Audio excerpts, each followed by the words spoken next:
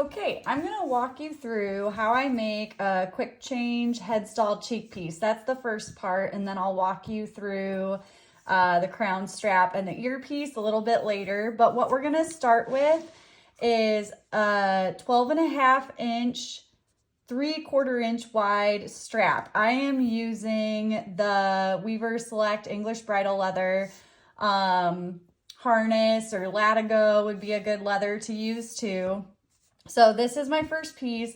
It's 12.5 inches long, 3/4 inch wide, because those are the sizes of buckles that I'll be using on it. And the first thing I'm going to do is I'm going to make a mark 1.5 inches from one end. And then the easiest way to mark your holes and your slots, if you're going to be doing rivets, you don't want to mark or you don't want to punch holes here. I use Chicago screws, and my reason for doing that is just because if I have a tongue break on a buckle, then I can go in and remove it. I always use Loctite in those though, so they don't come off easy, or they're not just going to unscrew. That's my personal preference.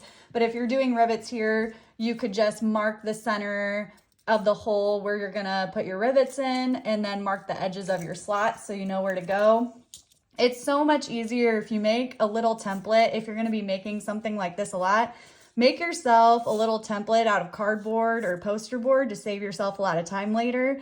And so the measurements for this one are gonna be this first hole. The center of this first hole is gonna be 1/2 inch from the end, and then the center of the second hole is going to be 1 inch from that first one. So 1/2 inch from the end to the center of this one, and then these are 1 inch apart, center to center.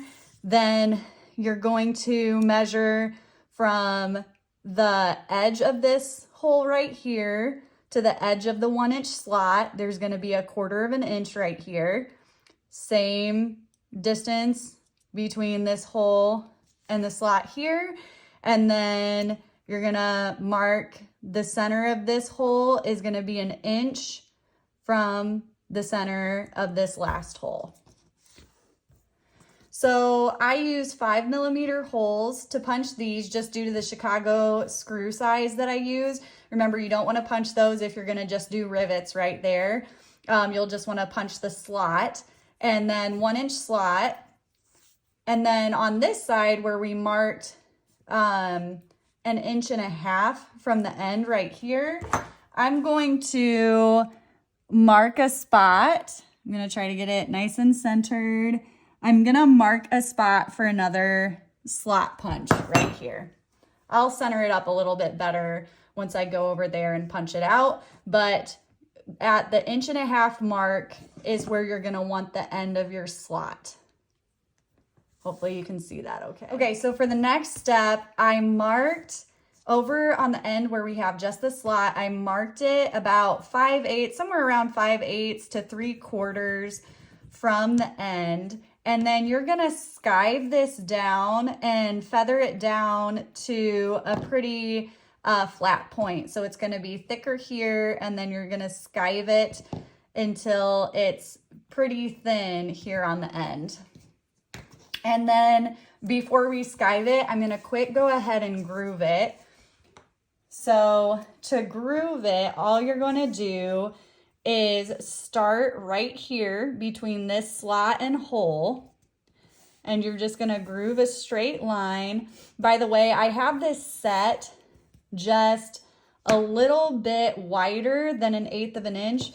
And the reason for that is usually I put my stitch line right about 1/8 inch, but I do it a little bit wider on these just to ensure, since I don't make my liner a lot wider like I would normally do, when I go to sew on that liner, that it doesn't like slide around and then end up not sewing through both layers of leather, or like getting too close to the edge of the liner. So you're just gonna do a straight line from in between this slot and hole, and get like, you don't have to get all the way to this slot, but fairly close to that slot, and then the same on the other side. So I'm gonna start about here, relatively close to this slot, and then I'm gonna end it right in between this slot and hole. So now it's grooved, we just need to go skive that, feather it down. Now, I am not very talented when it comes to skiving by hand. It takes a lot of practice to get good at it. So I love this skiver that I have. It just makes my job a lot easier. I'm gonna feather it all the way down. Now you can see that we're ready. We've got that skived and feathered down as much as I wanted. And then we'll head back to the bench. Okay, I'm gonna quick trim off these loose fibers off the end here. And the next step is gonna be dipping this slot in some water. And then letting it soak in a little bit so that when you bend it here, it doesn't crack the leather on the end. Now I'm gonna line up the ends of my slot. Like I don't wanna do this, so when I bend it, that my ends aren't lined up. So I'm gonna line up the ends here after I've gotten it nice and wet so we don't have any cracking issues. Gonna grab a piece of paper towel to dry that off a little bit, and then I'm going to take a clamp and just, you don't want to squeeze it down hard all the way, but I'm just gonna tighten it enough that it'll hold its shape while it dries out a little bit. All right, now I'm gonna pop my clamp off, and then I'm gonna quick run my edger over this area around the slot because it's gonna be way easier to get that done now versus when I put the buckle on. So I've got that edge just around this slot area, and then I'm gonna pop, I like using for the quick change headstalls, I like using the roller buckles. And so I'm gonna make sure that the ends of my slot are lined up right here, and then I'm gonna put some glue on the back side where we skived this, and I'm gonna pinch that on. I'm using Leathercraft cement. A lot of people use barge. I just don't like the way it smells. It makes, my shop is set up in my house, so it makes the whole house smell bad. And then I'm going to clamp it again and let the glue dry a little bit, and then we'll be ready for the next step. Just keep in mind how I attach the buckle. So here, let me take the clamp off. It's a little bit hard to see when I do it this way. I have the buckle attached here with the tongue and the roller pointed towards the bottom. So just keep that in mind to make sure you have everything put together correctly before you glue it. Wouldn't be as big of a deal, but it is a big deal before you sew it. So now we're gonna let that dry a little bit. All right, so my glue dried. I popped the clamp off of this, and I'm gonna set that aside for a second. Next, I'm gonna cut a piece out of my English bridle leather. I don't know if I mentioned this already, but I'm pretty sure this is the 9 to 10 ounce English bridle. And I'm gonna have one end over here cut straight. And then this is gonna be a 12 3/4 inch piece. You can't tell, it looks like it's a 13-inch piece. It's not, it's just the angle of the camera.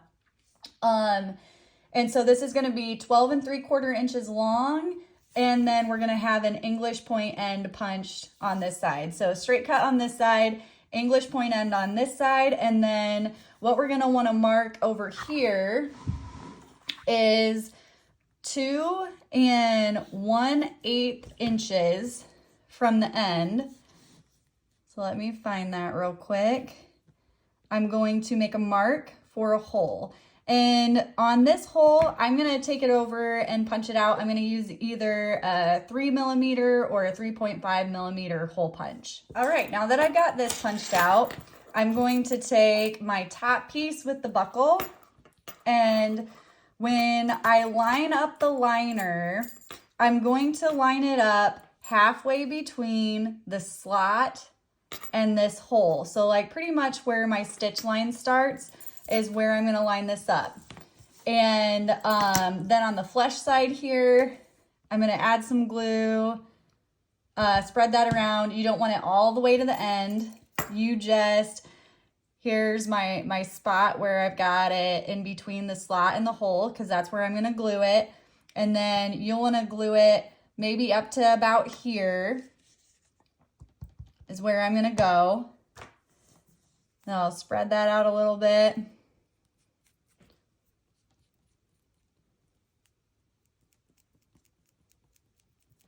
And then I'm gonna get that lined up just right. And then you just wanna make sure that your edges are pretty flush. So I'm just gonna press down real good once I make sure that my edges are flush. If anything, you can, if you're worried about it, you can cut, this is just the same strap that I cut the top side from. But if you wanna cut this strap a little, just a tiny bit wider, that's fine too. If you're worried about it, like cutting it too close with the sewing machine, again, that's why I always do a little bit wider than 1/8 of an inch so I don't get too close to the edge when the needle goes through the bottom while I'm stitching with my machine. So I'm just gonna make sure I'm pressing down on that real good. I'm not gonna use my clamp or more than one clamp all the way up here while the glue dries, but one area that I do like to clamp it in is right here where I feathered it down. Sometimes I like to make sure that there's not like a little air pocket right here. Oh, shucks. Sorry about that. I had to take 5. I spilled a cup of coffee all over. So anyway, right where that got feathered down, I'm going to use my clamp to make sure that there's just no air or daylight in that spot. And then if the glue drips out a little bit, I'm just going to kind of get that glue drop or the glue drops that popped out either side out of the way. And we'll be sanding that, so it won't matter that much. And now we're gonna let this glue dry. Okay, now that our glue's all dry, I'm gonna come over here to the sewing machine and I'm gonna start with it set in reverse, and I'm gonna go backwards about 3 to 4 stitches. So I'm gonna start right here, somewhere in between the 2 Chicago screw holes.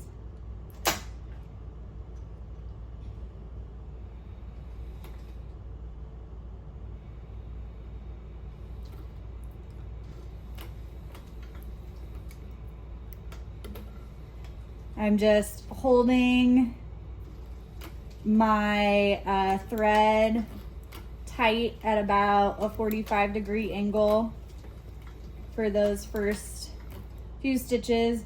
Once I get to the end of my groove that I got there already, then I'm going to switch to forward and try to hit those holes spot on.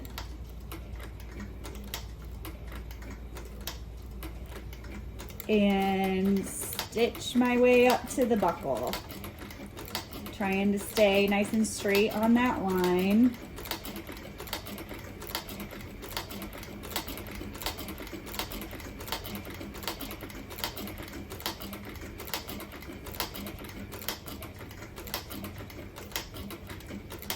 And once you get close to the buckle, you're gonna wanna go slow and just watch how close you get. You can only get so close to the buckle or this is gonna hit it. So I'm gonna probably take it up to about there. If I took about, I could probably take 1 more stitch maybe, but that's it. So now I'm gonna back stitch again I'm gonna back stitch about 3 to 4 inches down. I always do about 3 to 4.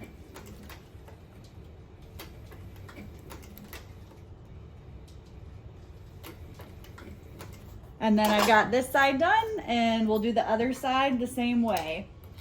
The only thing that's going to be a little bit different is when you're going to have to be careful when you're starting on the buckle side, because you can only go so close to the buckle going this direction too, or this guy is gonna catch on your buckle.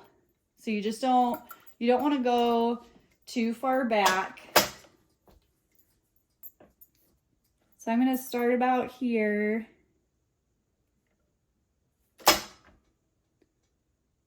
And I've got it set in reverse again.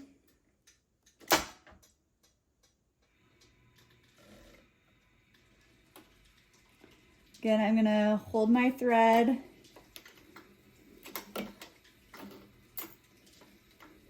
Taut for the first couple of stitches.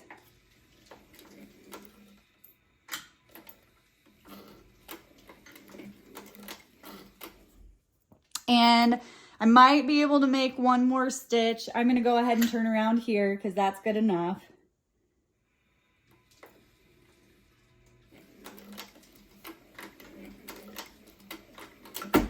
Whoops. I don't know why my machine keeps wanting to do this. Keeps doing this weird catch thing. Here, let me make sure I hit that hole. And doesn't want to... There we go. I got it to work that time.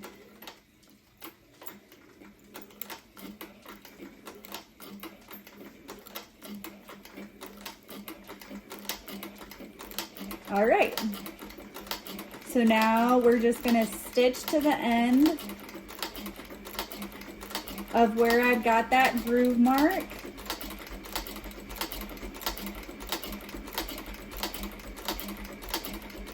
And then I'm gonna back stitch again, about 3 to 4 stitches. 1, 2, 3, 4. And now we're all done stitching on this cheek piece. Okay, so I'm gonna quick snip off my threads and then burn the ends. Hopefully this next tip will be valuable because it's been helpful for me. So I snipped them just a little long. And then I found these on Amazon. I'll try to link it in the comments if I can. This is an electric lighter. I do not like the thread zappers that are designed specifically for leather work, just because it's always stringy and leaves a lot of the strings of the melted thread, and I don't like that. And then using regular lighters, I had used those for a long time, and they could be really annoying just because I could never find ones that stayed working for long periods of time, and then I would scorch my leather, get little dark marks on my leather from scorching. That's why I love this just for those solutions, because you can go in there, there's these 2 prongs that produce electricity in between them, and you can, if you leave your threads a little bit long, then you can put the end of that thread right in the middle of those 2 prongs. It burns it off. You never have to worry about scorching your leather. So it's just been super handy. And then one thing I always do, this is personal preference. I don't like it when it gets all melty and then there's a little ball of melty thread. So I always, while it's still hot, I always smash it down so it's flat. That's just something I like to do. So yeah, this just has come in super handy. I just discovered this a few months ago and I've been using it ever since. I do recommend getting a couple because the charge doesn't last super duper long, so then you can switch them in and out while they're charging if you have one that needs charged. And then I'm not gonna film the rest of the cutting and burning off the ends, but I'll come back when we get over to the sander and are ready to sand the edges down. I got this rotating sander that I'm going to use, but you can also use a Dremel, or, you know, you can just sand it down by hand if you want. But the goal is just to get everything flush, right up here, right up to here, on both sides. So we're just gonna make sure everything's nice and flush and sanded down even. I'm gonna get close to the buckle, but not right on top of it because I don't want to sand or scratch up the buckle with the sander.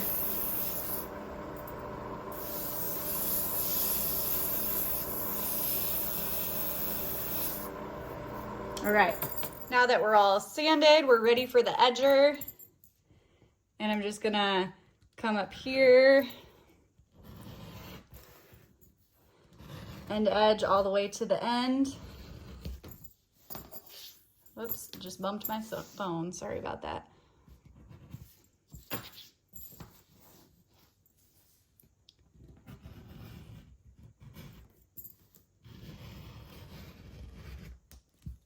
All right, so we got this side sanded, then I'm gonna flip it over. And sometimes it's easier to do this like off the edge of something. It's up to you though, whatever you find is easiest, because it's not gonna lay flat because of the buckle there. So you might have to like hold your hand underneath it, or just figure out a way that works for you to get this edged.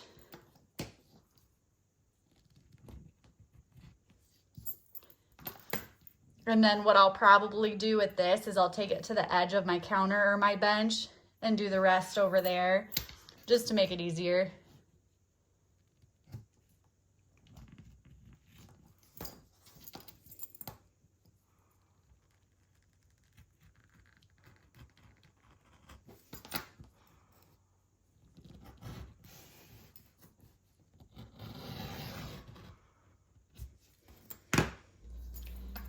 All right, I'm gonna finish this off in a second. I actually don't edge the inside of it. That's just gonna be, you know, on the back side here. So I don't edge that, but I edge everything else. And then this is what I mean by using the edge of a counter, so your buckle isn't making it bulk up here. This will just make it a lot easier when you're finishing up the edging process. Got most all of this edged already, so I'm just getting it finished up here.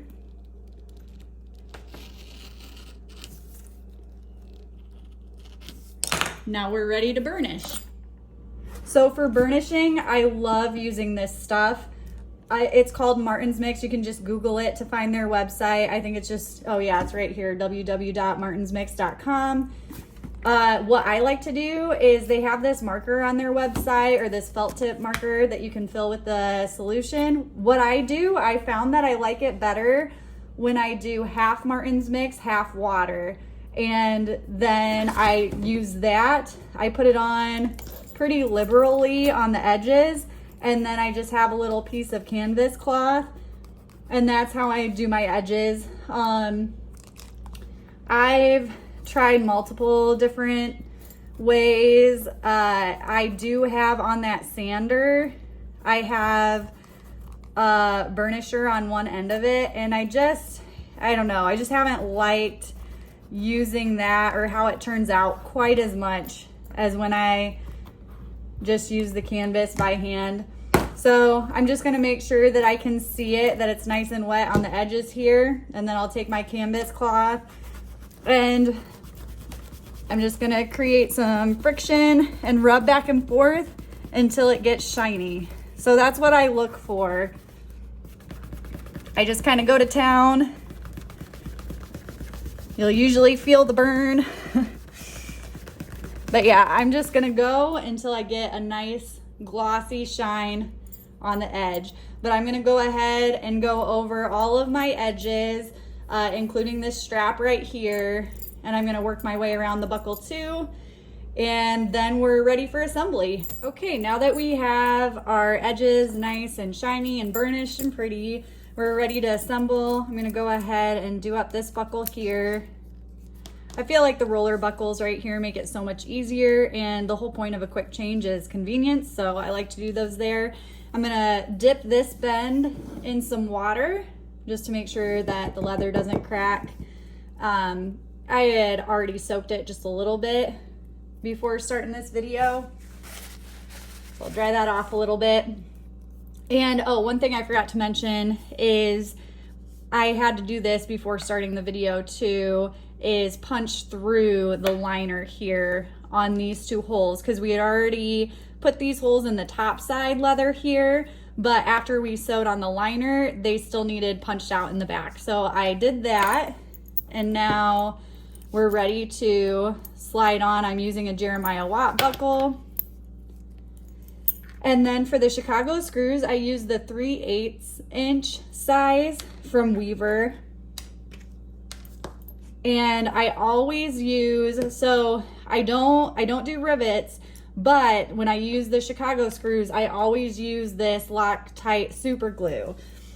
One thing, actually my husband usually does this for me, but one thing that's nice is if I have a buckle tongue break or a repair, I'm just not as familiar with rivets, so maybe there's an easier way you know of how to get them out or how to deal with them if you have an issue like that. But something that my husband does for me is if I need to get these out, he just takes a drill and drills through them, and then you can just pop it out on both sides and replace it with another one. You obviously have to do that carefully so you don't damage the leather, but this is just my way of doing things. You definitely can use rivets if that's your preference. So we're gonna screw those in. I like to make sure they're nice and tight, or as tight as I can get them. And now you've got the cheek piece done. So I will be coming back in to do the earpiece video and the crown strap as well. Obviously, you're gonna wanna make 2 identical cheek pieces. I just included one in the video for the sake of time. So another thing to keep in mind is before you glue on the liner and sew that on, one thing you can do to this top layer is punch some buck stitch holes and do some buck stitch and then glue and sew on your top layer if you wanted to add something like that. Then you can always add, if you want to add spots after you're done, that's a great idea too. You can get creative. But make sure to subscribe, and then you'll be notified when I add the rest of the headstall pieces, the crown piece, and the earpiece, which hopefully will be coming here pretty soon.